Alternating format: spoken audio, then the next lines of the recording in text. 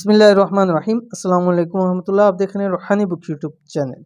इतवार संडे के दिन किसी भी वक्त ये वजीफ़ा करें।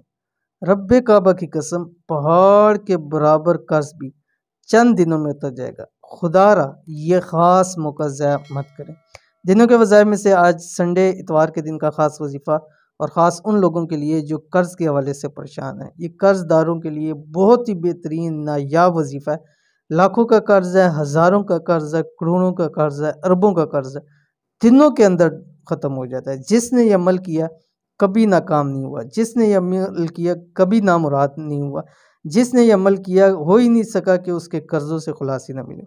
अगर आप कर्ज़ों की वजह से परेशान हैं, कर्ज़दारों के तंग जिन्होंने कर्ज़ आपको दिया हुआ है उनकी वजह से परेशान है, तो ये अमल आप लाजमी कर लीजिए। कौन सा अमल है, कैसे करना है, वीडियो के अंदर शेयर कर रहा हूँ। वीडियो को मुकम्मल देखिए। चैनल के ऊपर नहीं है, चैनल को सब्सक्राइब करके बेल आइकन के बटन को दबा लें ताकि आने वाली तमाम लेटेस्ट वीडियोस आपको बर वक्त मिल सकें।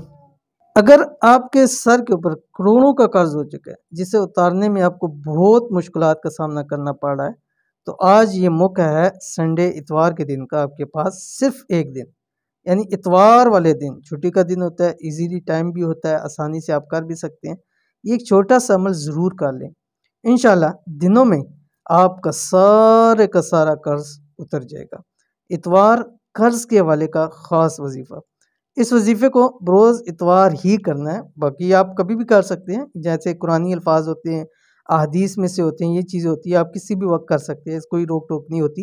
लेकिन कहने का मकसद ये होता है कि आपने इस अमल के लिए जो आपको मैं दे रहा हूँ, ये आपने इतवार ही को करना है, ठीक है। कम से कम 3 इतवार लाजमी करें, जब भी आपको मिले, जिस वक्त आपने देख रहे हैं।